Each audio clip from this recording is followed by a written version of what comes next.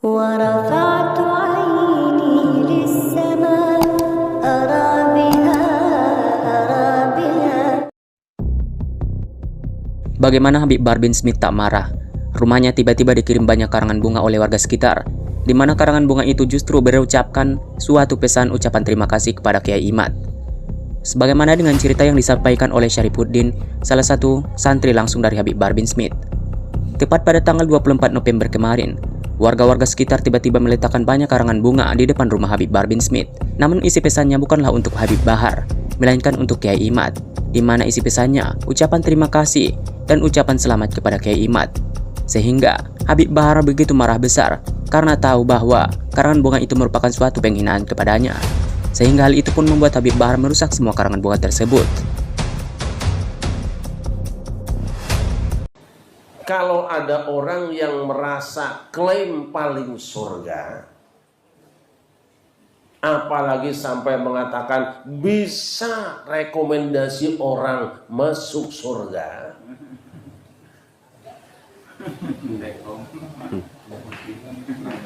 itu adalah amal Yahudi siapapun.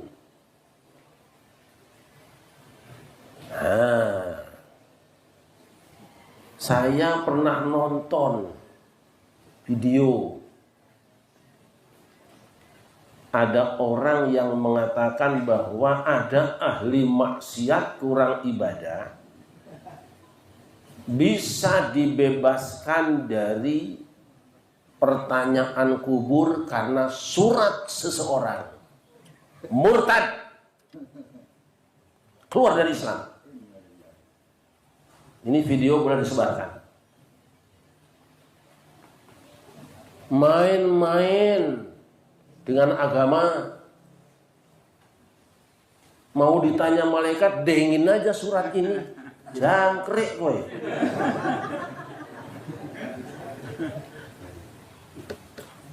Tanya pakai ayat ini. Attakhadhtum 'indallahi 'ahdan fala yukhlifan lahu 'ahda. Apa memang sudah ada kontrak janji antara kamu dengan Allah? Antaquluna 'alallahi ma la ta'lamun, atau kamu ngomong tanpa ilmu? Lawang orang baru dibilangin ngomong kayak gini, kami masuk neraka cuma seminggu, itu aja sudah dijelekkan sama Allah, direndahkan sama Allah, diceritakan secara hina oleh Allah Subhanahu wa taala. Ada lagi orang nanti, kalau saya mau katanya, saya bisa padamkan api neraka jahanam dengan jari saya. Kafir, keluar dari Islam. Kalau benar ada yang ngomong kayak gitu. Tapi kan ada videonya. Saya tidak tahu yang bohong tuh yang bercerita atau yang diceritain. Ini bahaya banget. Rasulullah saja tidak pernah mengatakan kok. Tidak pernah mengatakan nanti tenang kamu ikut saya aja, gue pademin tuh api, tenang aja. Gue ludahin tuh, nggak ada. Tanya pada mereka yang suka sombong dengan agamanya, yang merasa paling surga, apakah sudah ada kontrak janji kamu dengan Allah atau kamu ngomong tanpa ilmu? Nah, udahlah segitu aja. Usah panjang-panjang. Maka wajibnya kita pada suka apa? Selamatkan saudara kita, karena di saat yang sama berarti menyelamatkan diri kita. Kan sering saya bilang, orang yang dorong pasti maju duluan. Iya. Orang yang menggerakkan sesuatu benda pasti bergerak duluan. Iya.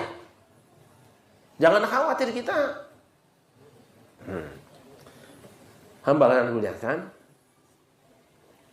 maka jangan ikuti mereka. Karena tadi Ustaz Diri sampaikan, berulang-ulang saya ingatkan, ittabi'u man la yas'alukum ajran wa hum muhtadun.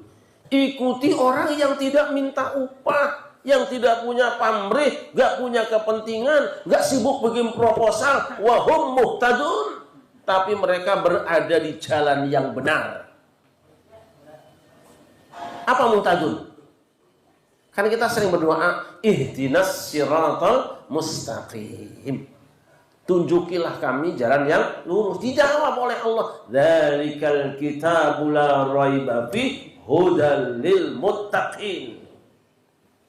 Kitab inilah yang tidak ada keraguan di dalamnya, petunjuk. Muhtadun itu orang yang dapat petunjuk. Gampangnya, sekarang yang namanya muhtadun itu orang yang bisa membuktikan bahwa ucapan amaliyah dan keyakinannya itu jelas Qur'annya. Ngono iku. Sallallahu alaihi Nabi Muhammad. Sallallahu Muhammad.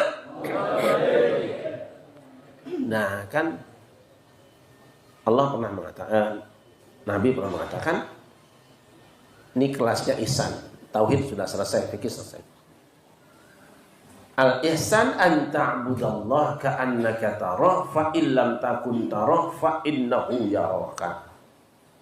Jangan dipersempit. Ihsan itu kamu menyembah Allah, sempit. Sempit. Yang namanya ihsan itu engkau memposisikan diri menjadi budaknya Allah, hambanya Allah, menghambakan diri pada Allah, seolah-olah sepanjang waktumu kamu melihat dia, bukan waktu sholat toh. Kita kan tidak, sholat aja nggak lihat Allah kan, sholat aja nggak lihat Allah, munajat aja nggak lihat Allah. Coba tadi waktu munajat ada berapa hati kita? Ada yang bilang bacaannya lamban amat, hatinya. Ada yang bilang jam berapa selesainya ya. Nah itu, anta'budallah, engkau posisikan dirimu sebagai hamba Allah, budaknya Allah, ka'annaka tarahu, seakan-akan kau melihat dia. Di masjid ngelihat dia, di rumah ngelihat dia, di pengajian ngelihat dia. Rasa itu harus apa ya? Menghadap terus loh. Selalu menghadap Allah, hadir gitu. Raisa Ustaz Somadnya hadir qalbinya tuh. Hudurul qalb. Nah, rasa itu ada nggak sekarang? Enggak.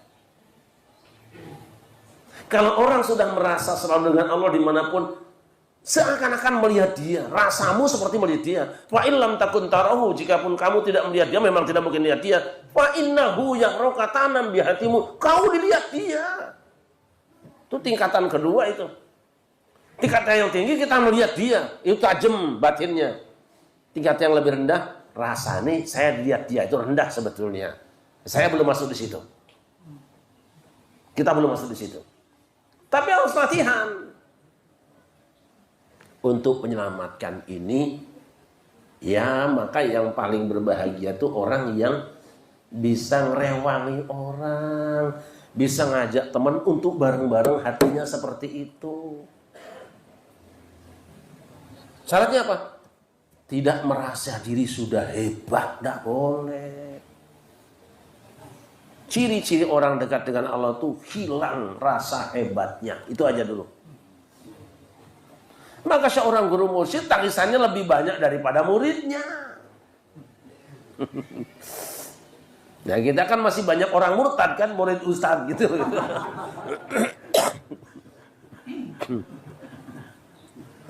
Ya. Nah, ayo kita bareng-bareng. Kan manusia yang paling baik itu adalah manusia yang rewangi. Tadi kan kita ini harus, tadi Ustaz ini apa? Tenang. Apa lagi? Kan B-nya bahagia, tenang. Terus? Ya ingat tadi ngaji apa coba? Tenang, T-nya apa kedua apa? Tentram, B-nya apa? Bahagia. Pada suka dari awal mengijazahkan yang tamat harus punya STTB. Sehat badannya, tenang perilakunya, terus tentram hatinya, bahagia hidupnya, STTB. Itu pada suka punya itu. Sallallahu alaihi Muhammad. Ya itu tugas kita.